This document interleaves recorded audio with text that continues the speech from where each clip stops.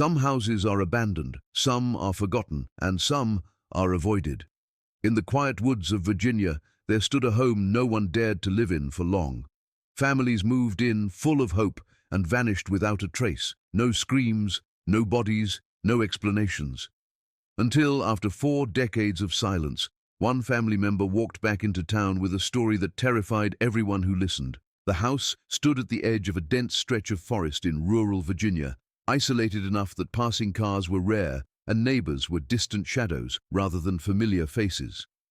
Built long before modern records were carefully kept, the property had no clear origin story, only rumors that drifted quietly through nearby towns. By the time 1979 arrived, the house had already earned itself a strange kind of reputation, not through loud stories or dramatic headlines, but through hushed warnings. People would lower their voices when referring to it, glancing toward the tree line as if the structure itself could hear them being discussed. It wasn't the kind of house that looked haunted at first glance. In daylight, it appeared ordinary, with tired white paint clinging to old wooden boards, slightly crooked steps leading up to the porch, and windows that reflected the quiet sky. But something about it felt wrong to those who came too close. An invisible pressure in the air that made breathing feel heavier than it should have been. Families who moved toward that part of Virginia often did so for peace and quiet, looking to escape crowded neighborhoods, rising crime, and the noise of growing cities. The house seemed perfect for them. It was affordable, unexpectedly spacious, and surrounded by miles of woods that promised privacy. Real estate listings said very little about its history, just enough words to make it sound like a hidden gem waiting for the right family. The first of these families arrived, filled with excitement, carrying boxes of dishes, blankets, radios, and framed photographs of smiling relatives. They walked through the creaking front door, believing they were stepping into safety, never imagining they were crossing into something far darker. At first, nothing appeared unusual. The nights were quiet, the kind of silence that people from the city found comforting. The forest seemed still, as though the trees themselves were frozen in place. Days passed calmly, and the house felt like it was slowly accepting its new occupants. Neighbors, though distant, noticed small signs of life returning to the property. Lights glowed in the windows. A radio played softly through thin walls. Children's laughter occasionally carried through the air, thin and fragile like glass. But soon, tiny details began to feel wrong. The lights would sometimes flicker without any storms or electrical issues reported. Doors would be found slightly open even when they had been firmly shut. Footsteps could be heard upstairs when no one was walking there.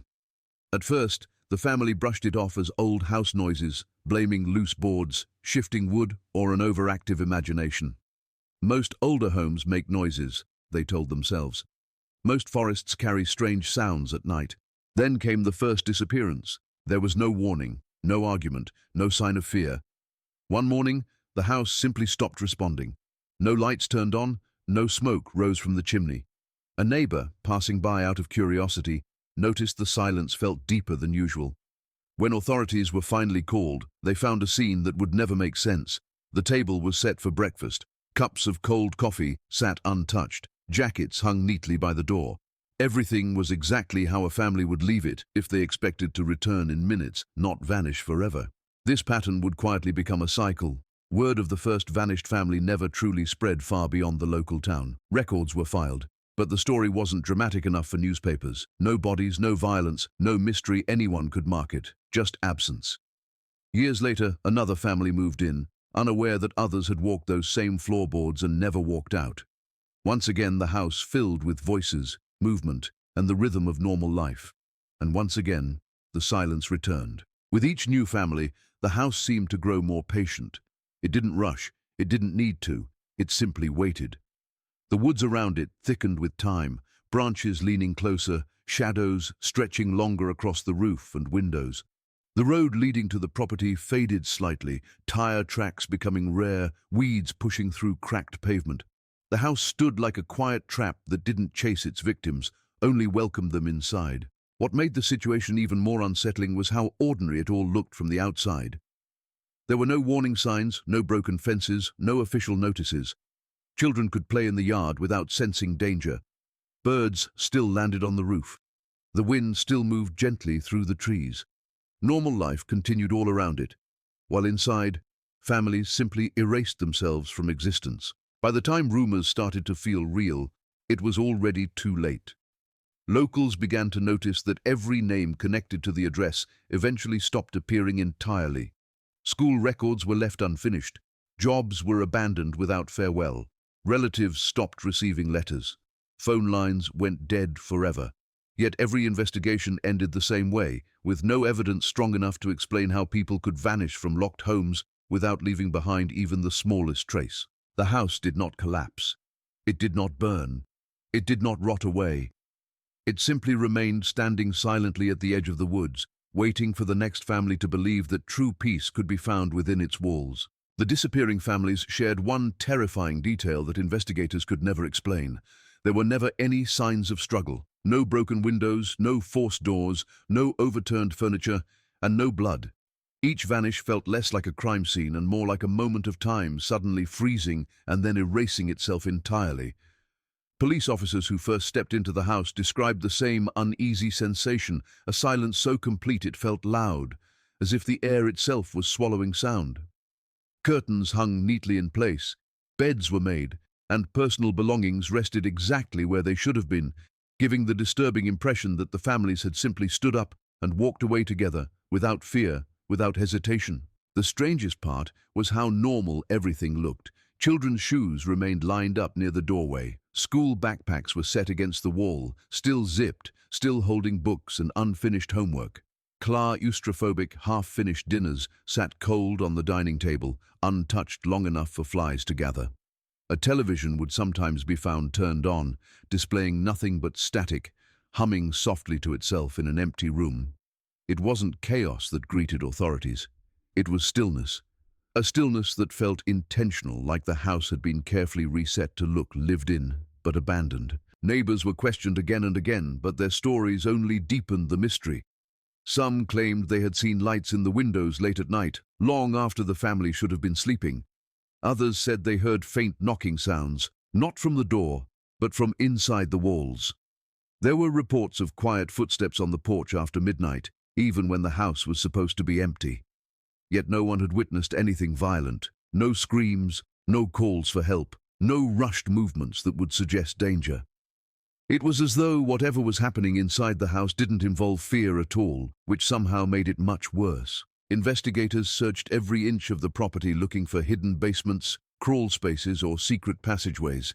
Floorboards were lifted, walls were tapped and measured, closets were emptied. The attic was opened and inspected with flashlights that barely cut through the dust and darkness. Still, nothing explained how entire families could disappear without leaving behind even a single footprint of chaos. Footprints in the soil outside the house led only inwards, never outwards, as if the ground itself had swallowed their exit. Psychologists were even brought in to study the phenomenon. One theory suggested mass mental breakdowns, claiming families could have fled together in a kind of shared panic or delusion. But this theory collapsed under reality. Even in panic, people leave mess behind. They knock things over, they grab belongings, they break doors and windows trying to escape faster. None of those signs existed. Everything remained intact, frozen in the calmness of ordinary life. Some officers started to confess privately that they felt watched while inside. They said the temperature seemed cooler in certain rooms, no matter the time of year. They described hearing their own names whispered faintly from empty hallways. Officially, none of this was written into reports. Unofficially, it changed how willing they were to spend time in the house. Inspections became shorter. Visits were done in pairs. Eventually, officers began refusing to go inside alone. As years passed and more quiet disappearances stacked atop each other, the house's reputation shifted from curiosity to dread. People in nearby towns stopped driving near the road after dark. Children were warned not to wander into the forest that led toward the property. Even animals seemed to avoid the area. Hunters noticed that deer and birds rarely crossed that particular stretch of land, as though instinct had taught them what humans refused to believe. The absence of struggle created a new kind of fear. It suggested that whatever happened inside the house did not require force. It didn't need violence. It was something that convinced people to go willingly, something quiet, something patient, something capable of guiding entire families away without leaving behind signs of resistance or terror. Over time, files filled with the same phrases: no forced entry, no signs of violence, no apparent reason. Case after case ended the same way, stamped and shelved, pushed into locked cabinets in forgotten stations. The house remained untouched, still standing, still sealed in its silent perfection, holding rooms that looked perpetually occupied by people who had simply stepped into another reality without disturbing a single object in their path. As the disappearances continued, the official investigations began to take on a different tone, one that was less about discovery and more about containment. At first, the police treated the cases as missing persons reports, following standard procedure, interviewing neighbors, scanning nearby forests, and checking hospital and motel records. But as the pattern repeated itself again and again, something shifted behind closed doors. Files became marked with unfamiliar codes. Reports were stamped with restricted notices. The house stopped being treated as a simple crime scene and started being handled like a liability that authorities wanted to quietly forget. There were officers who tried to take the matter seriously, who believed that if enough pressure was applied, the truth would come to the surface.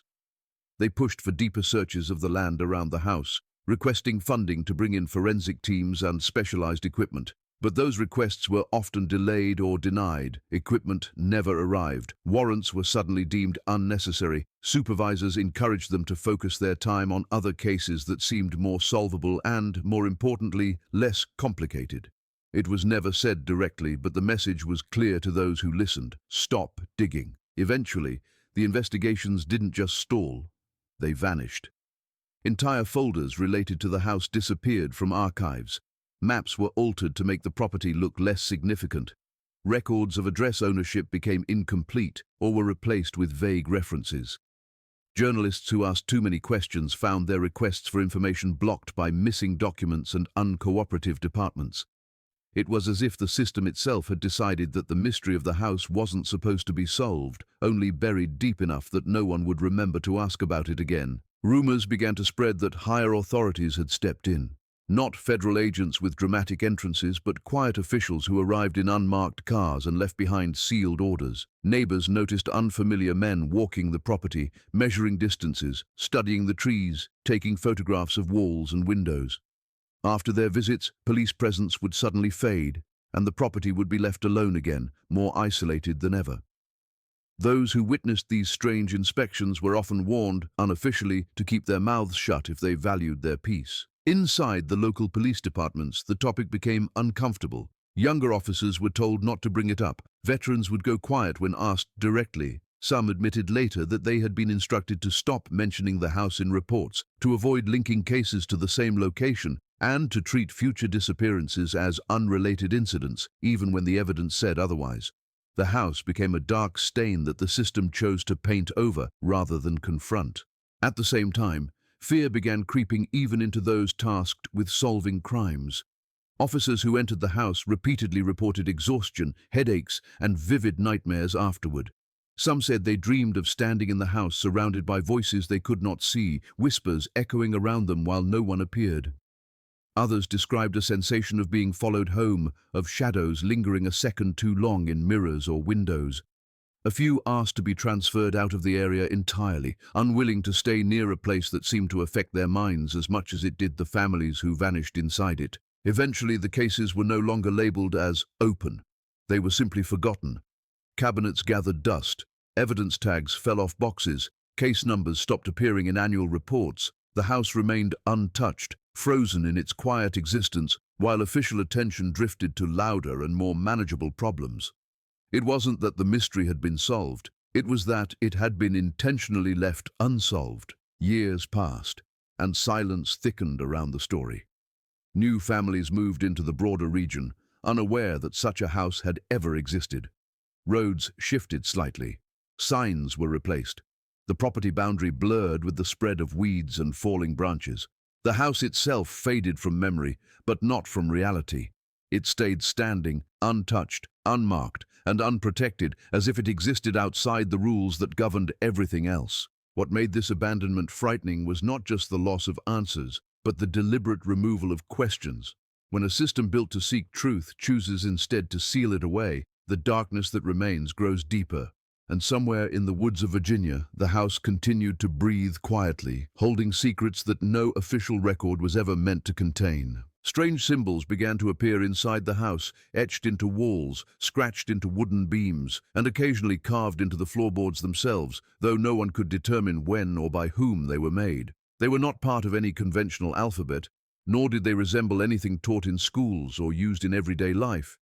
Some looked like spirals that twisted inward on themselves, others like jagged lines intersecting at impossible angles, and a few resembled figures in motion, almost humanoid but distorted, as if someone had tried to capture a shadow on a surface.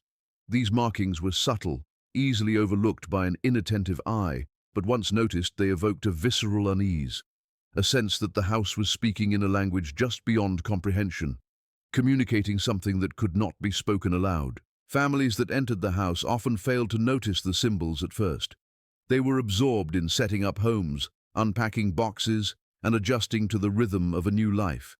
Children might glance at the strange scratches on the walls and forget them within hours, while parents dismissed them as the remnants of previous occupants or natural wear on old surfaces. Yet, over days, weeks, and months, these symbols seemed to accumulate, appearing in places previously clean. A line that had not been there yesterday might appear near the doorframe today. A spiral could suddenly be etched into a table leg or the back of a chair. Nothing could explain their origin. No tools, no fingerprints, no signs of intrusion. It was as if the house itself was writing, leaving messages in a code only it could understand. Investigators who entered the house took photographs, made sketches, and tried to catalogue the symbols. They attempted to compare them to known languages, ancient scripts, tribal markings, and even contemporary graffiti, but nothing matched. Experts in semiotics, linguistics, and archaeology were consulted, each bringing new theories but none providing answers. Some believed the markings were the product of an unknown cultural practice, perhaps something left by a forgotten group centuries earlier. Others argued they were purely psychological, manifestations of stress, fear, or suggestion created by those living within the house. Yet the fact that symbols appeared even when the house remained empty for months challenged every conventional explanation. The markings did not require occupants to emerge. Over time, patterns began to emerge, though subtle and frustratingly inconsistent. Certain symbols tended to appear near entrances and exits, others near the windows, and a few clustered around fireplaces or other points of focus within the rooms. There seemed to be some internal logic to their placement, a hidden structure to the chaos, but no one could decode it. Theories emerged that the house itself was a living entity, manipulating physical space to communicate or perhaps to exert control over those inside. Families reported uneasy feelings when near certain symbols, a sense of being watched, or sudden dizziness and nausea without cause. Children spoke of whispering voices or shadows moving near the markings. Adults dismissed these claims at first, until experiences became harder to ignore. Footsteps circling the rooms when no one was present, objects subtly shifting positions, and rooms growing inexplicably colder or darker. Some families attempted to remove or alter the symbols, painting over them or sanding them down. Almost always, this action seemed to provoke a reaction. New symbols appeared overnight, sometimes in greater number, more intricate, and closer to the occupants themselves. It was as if the house resented any attempt to hide or erase its inscriptions. Scholars who later studied these photographs noted similarities to esoteric forms of magical or ritualistic markings, though nothing definitive could be determined. The symbols suggested intent, but never revealed motive. They were messages without explanation, warnings without clarity. Over decades, the symbols became part of the myth surrounding the house. Local folklore grew, with children daring each other to peek inside the windows to glimpse the cryptic etchings. Travelers reported feeling inexplicable anxiety or a weight pressing on their chests when approaching the property, especially when the sun set. Stories circulated that the symbols were alive in some sense, moving or shifting when unobserved, rewriting themselves as if to keep their secrets from human comprehension. Those brave, or foolish, enough to venture inside spoke of feeling watched constantly, the symbols' presence magnifying their sense of vulnerability, amplifying fear in subtle, almost imperceptible ways. The combination of disappearances, official suppression of investigations, and these enigmatic carvings made the house a singular enigma. It was not just a place where families vanished. It was a place that seemed conscious, self-aware, and capable of communicating its presence in ways that defied understanding. Those who encountered the symbols, whether investigators, visitors, or local witnesses, often described a creeping dread that could not be rationalized, an instinctive knowledge that the house was far older, far more dangerous, and far more intelligent than any living person could imagine. Even when the rooms were empty, even when the forest surrounding it seemed to fall silent, the house seemed to hum with unseen life. The etched lines a silent testimony to something that had existed long before humans arrived and would remain long after. The return of a survivor after 40 years added a chilling and almost unimaginable dimension to the story of the house. For decades, the house had been regarded as a place of whispered rumors, hushed warnings, and unsolved disappearances, a location that existed somewhere between legend and nightmare. Then, after all that time, someone walked back into the town who had once been part of one of those vanished families. He was older, grey-haired and frail, but his eyes held a haunted clarity that made those who met him recoil. He did not speak immediately. He simply looked at familiar streets and buildings, as though confirming that the world he had once left behind still existed. Then he began to tell the story that no one had dared imagine, a tale that blurred the line between reality and something far darker. He described the house not as a structure of wood and paint, but as a living presence that seemed to breathe and move in subtle, imperceptible ways. From the moment his family first entered, he said, the house had been aware of them, observing them, adjusting to their rhythms, and eventually influencing their actions without overt force. He recounted how small things began to change subtly, doors closing by themselves, rooms growing inexplicably cold, shadows appearing where they should not, and noises echoing that had no clear source. At first, his family laughed these off as quirks of an old building, but as days turned into weeks, the phenomena grew harder to ignore. Objects would move from room to room, markings appeared on walls that no one had made, and at night, whispers could be heard that seemed to come from the walls themselves. As time passed, the influence of the house became more direct. The survivor described feeling compelled to go places within the house that seemed to call to him, hallways that he had no memory of walking down, and rooms that appeared overnight where none had existed before. He said his family started following patterns they did not recognize in their own behavior, moving as if guided by an invisible hand. He spoke of long stretches where time itself felt altered, days passing in what seemed like hours, and hours stretching endlessly. Sleep became uneasy. Dreams were vivid and often indistinguishable from waking reality. His parents and siblings experienced similar distortions, though no one dared speak of it, fearing ridicule or the possibility that acknowledging it might make it worse. The survivor revealed that one night the family realized they were no longer in control. He described a moment of collective awareness, a shared panic, yet with no one able to articulate how or why they were trapped. Doors that had always been locked opened easily. Windows revealed glimpses of landscapes that did not exist outside the house. Even the furniture seemed to arrange itself, forming pathways that guided them deeper into rooms that seemed larger than the house's exterior should allow. He claimed that the house communicated without words, through atmosphere, movement, and intuition, leading them to places they did not understand. It became clear, he said, that the house wanted something from them, though he could not explain what, and even now struggled to find language adequate to describe the experience. Over the decades that followed, the survivor's story became fragmented in his own memory, yet certain images remained vivid. He remembered nights spent in darkness where shadows moved independently of any light source, whispers that spoke in patterns too complex to comprehend, and symbols appearing spontaneously on walls and floors that seemed to respond to their emotions. His parents and siblings vanished one by one, leaving him alone in the corridors of the house, forced to confront its presence directly. He described a strange sense of timelessness, as if the house existed outside the normal flow of years, trapping them in an alternate reality while the outside world aged without them. When he finally emerged 40 years later, the world had changed in ways both small and vast. He walked into a town that had aged as he had, streets altered, businesses gone, new families inhabiting homes his family had once known. He carried with him no clear explanation for why he had survived, no understanding of how or why he had returned while everyone else had disappeared. His mind was fractured by decades of isolation and exposure to the house's influence, Yet he could convey the horror of those years in a way that was undeniable. The house was alive, patient, and intelligent, capable of manipulating not just objects, but perception, time, and human behavior. His return sparked fear, disbelief, and curiosity all at once. Neighbors who remembered his family could scarcely reconcile the image of the frail man before them with the young family that had vanished decades ago. Authorities who had once ignored the cases were forced to confront the reality that someone had survived to tell the tale. Experts in psychology, architecture, and folklore arrived to hear him speak, examine the house, and attempt to piece together a phenomenon that defied every conventional explanation.